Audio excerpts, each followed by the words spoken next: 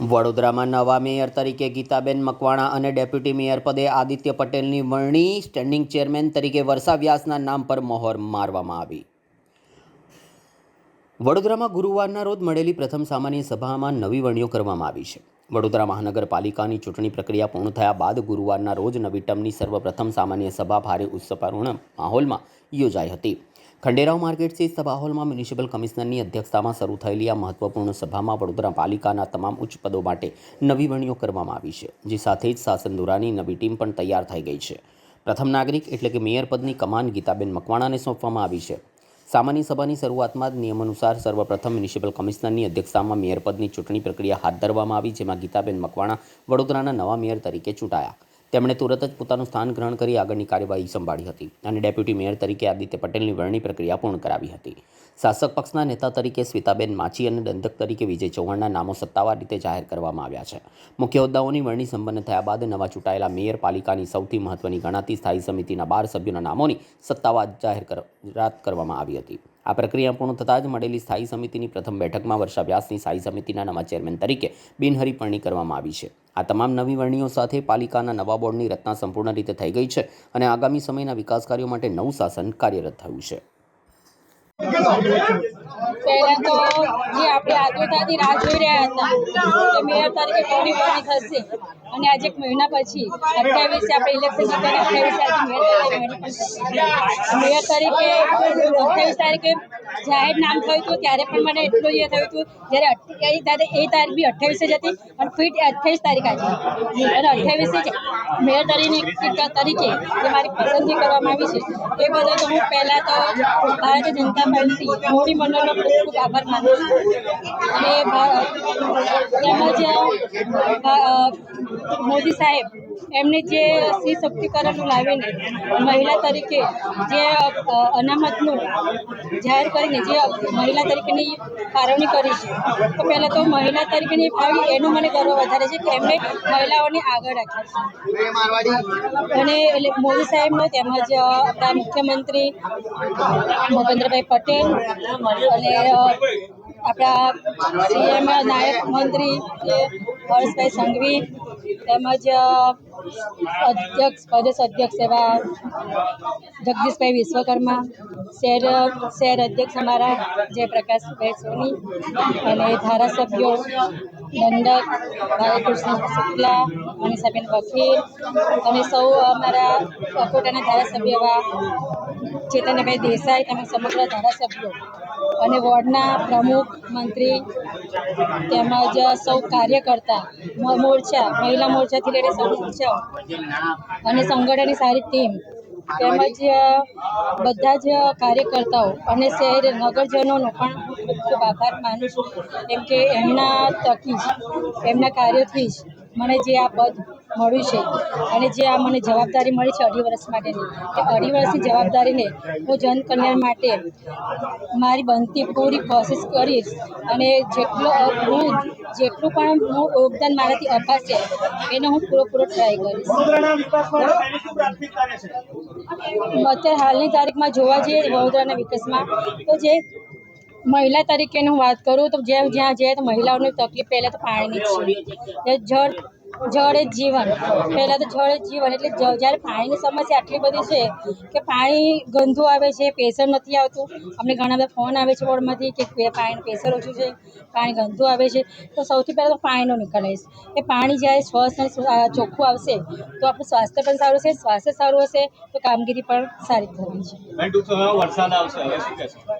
વરસાદના લઈને કામગીરી હમણાં જો કે ચાલુ જ છે, જે ડ્રેનેજ લાઈન છે, વરસાદી કાચ છે, એ બધીની કામગીરી હમણાં જે ચાલુ છે એને થોડી વધારે ઝડપથી થાય એ પ્રમાણે અમે કાર્યરત. વડોદરા માટે કોઈ પડકાર આપ શું માનો છો? વડોદરા માટે તો હવે આગામી સમયમાં કોઈ પડકાર ખરો? આપણે કેવું લાગે છે કે આ કામ મારે પહેલા ધોરણે કરવું જોઈએ? જો કે અત્યારે તો વરસાદની આવવાની તૈયારી છે, તો વરસાદના લીધે આપણે જે પહેલાં તો જે પૂર વિસામત્રીમાંથી જે પાણીની પૂરની જે સમસ્યા છે એને લઈને પહેલાં તો નિરાકરણ લાવીશું કે જે પાણી આજવા સ્થળોથી છોડવામાં આવે છે એને સ્ટેપ બાય સ્ટેપ છોડીને અને પાણી જે વિસ્તારમાં ના પસરે એના માટે કામગીરી કરશે.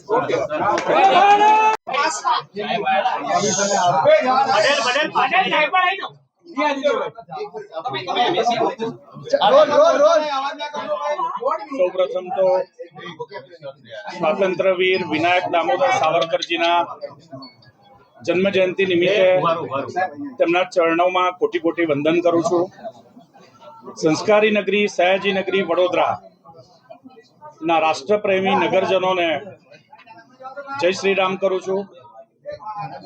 ભારતીય જનતા પાર્ટી વડોદરા મહાનગરના યશસ્વી અધ્યક્ષ ડોક્ટર જયપ્રકાશ સોનીજીની આગેવાનીમાં આજે વડોદરા મહાનગરપાલિકા ચૂંટણી 2026 અન્વયે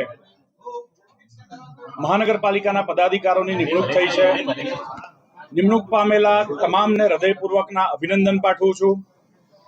આજે જ્યારે ભારતીય જનતા પાર્ટીએ એક કાર્યકર્તા તરીકે મારી વડોદરા મહાનગરપાલિકાના ડેપ્યુટી મેયર તરીકે વરણી કરી છે, ત્યારે આ તબક્કે હું સમગ્ર શીર્ષ નેતૃત્વ એટલે કે વૈશ્વિક નેતા, વિકસિત ભારત 2047 સંકલ્પના સ્વપ્નદ્રષ્ટા એવા આદરણીય પ્રધાનમંત્રી નરેન્દ્ર મોદીજી, કેન્દ્રીય ગૃહમંત્રી શ્રી અમિતભાઈ શાહ,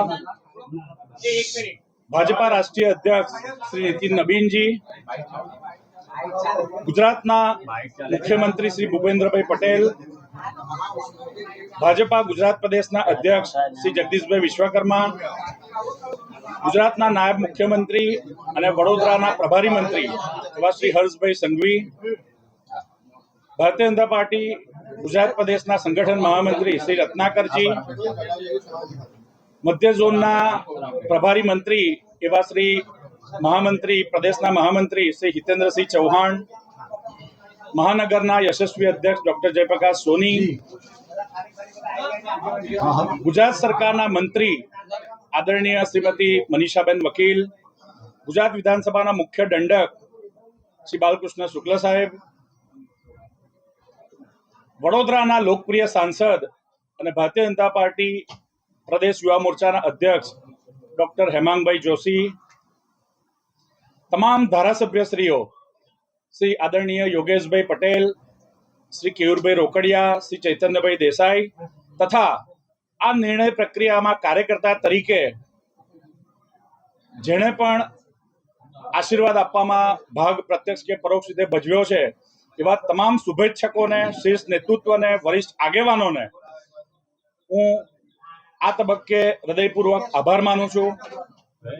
ભારતીય જનતા પાર્ટીના શીર્ષ નેતૃત્વએ મારા પર મૂકેલો વિશ્વાસ પર હું ચોક્કસ ખરો ઉતરીશ.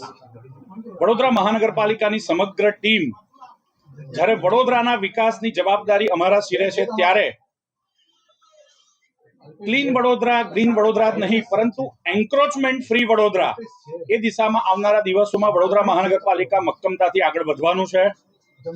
વડોદરાના નગરજનોને ફક્ત પ્રાથમિક સુવિધા જ નહીં પરંતુ એક સુદૃઢ ગુણવત્તાયુક્ત પ્રાથમિક સુવિધા મળે તે દિશામાં પણ અમે ભવિષ્યમાં નજીકના સમયમાં ખૂબ મક્કમતાથી આગળ વધવાના છે.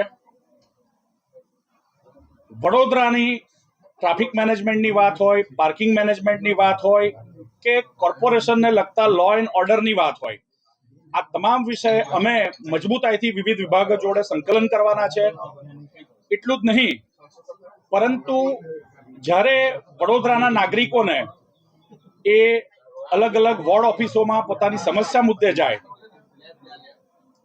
નગર પ્રાથમિક શિક્ષણ સમિતિના શિક્ષણની ગુણવત્તાની વાત હોય કે વડોદરા મહાનગરપાલિકાના પ્રાઇમરી હેલ્થ સેન્ટર કે કમ્યુનિટી હેલ્થ સેન્ટરમાં એક ઉત્તમ કક્ષાની આરોગ્યની સેવાની વાત હોય, આ તમામ વિભાગો એક વડોદરાની જનતાની અપેક્ષા પર ખરી ઉતરશે અને વડોદરા મહાનગરપાલિકાના સંદર્ભમાં જે પ્રકારનું પરસેપ્શન લોકોના મગજમાં છે એ પરસેપ્શનને એક અલગ દિશામાં, ખૂબ સકારાત્મક દિશામાં લઈ જવા માટેનું આગામી દિવસોમાં કામ થવાનું છે.